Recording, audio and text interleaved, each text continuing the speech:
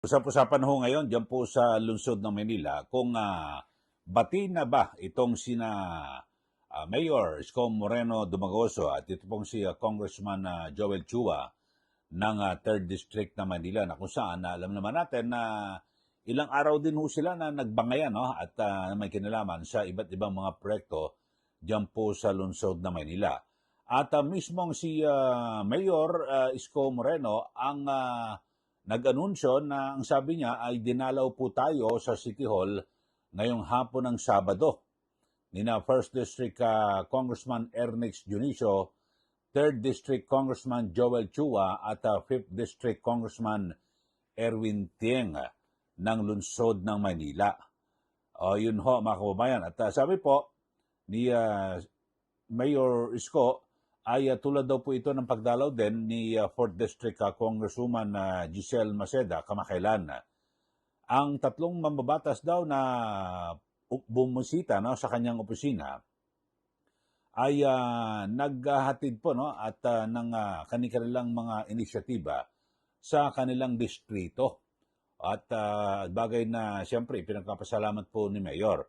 So dito ho ay pakikita ko sa inyo ang larawan ng mga pag-uusap po nito mga kongresista ito. At siyempre, isa sumisentro ho rito ay ito hong kasama itong si 3rd District Congressman, Manila Congressman Joel Chua, na alam naman talagang nagkaparinigan ho mga yan, di ba?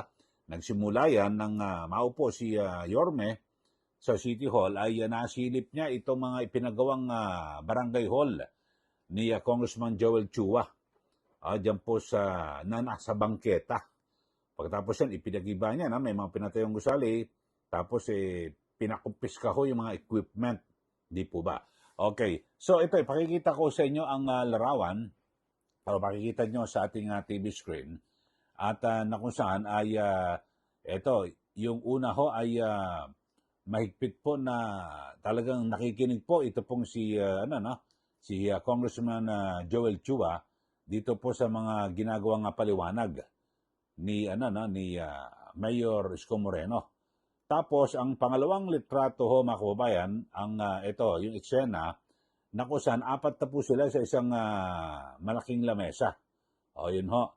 At na kung saan ay napakarami santambak ko ng mga dokumento. At ito tumatawa pa ho itong si si Congressman Joel Chua.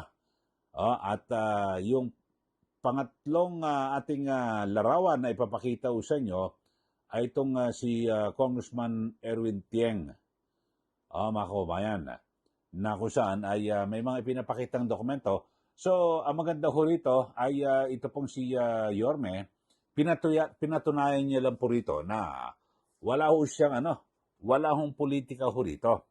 Kasi ang sabi niya, meron po silang mga inisyatiba at siguro may mga balakin ho itong mga kongresista nito diyan po sa lungsod ng Maynila.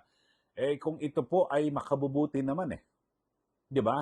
Sa mga taga Maynila, sino ba naman? At yun nga, hindi naman pinigilan ni Yorme na kanyang tanggapin sa opisina. Ito pong sina Congressman Chua, Congressman Ernix Junicio at Congressman Erwin Tieng. Yun ho. Kasi yan ho talagang yan ho ang dapat na opisyal na naging kalaban mo sa politika, nagkaroon kayo ng sabihin natin world war.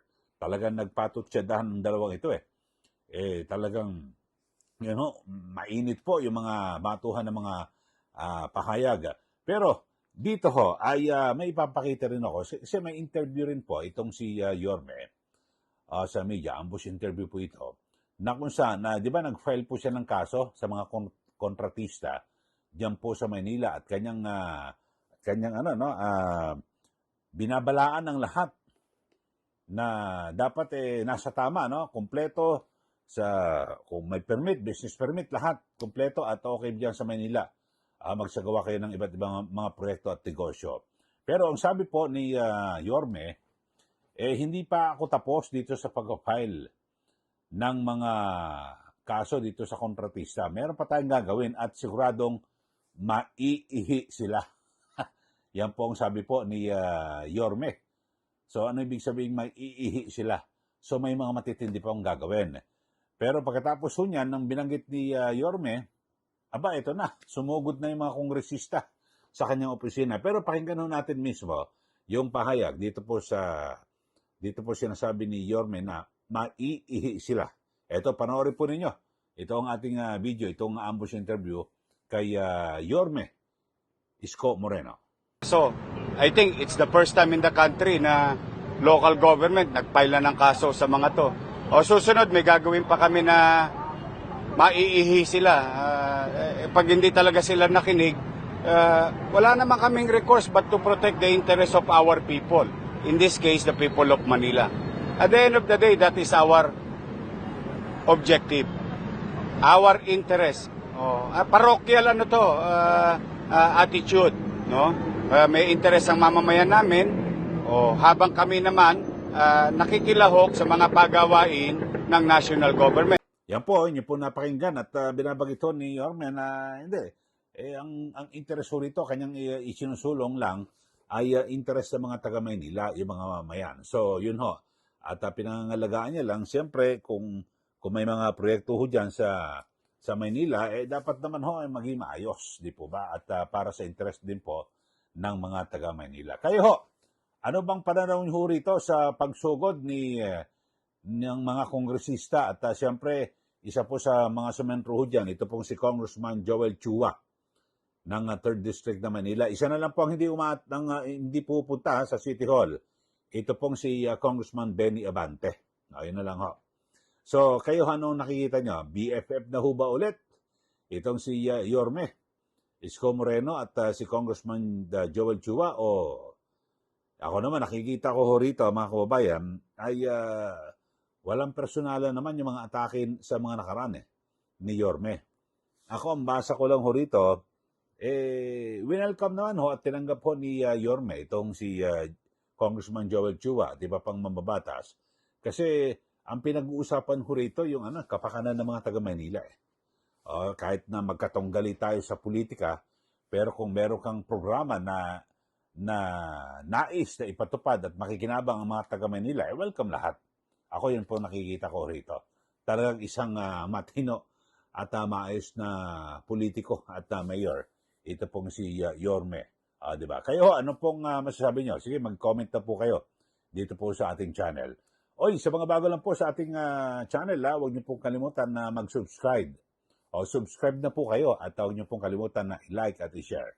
Maraming salamat. Muli, ito po si Ka Eli. Magandang araw po sa ating lahat.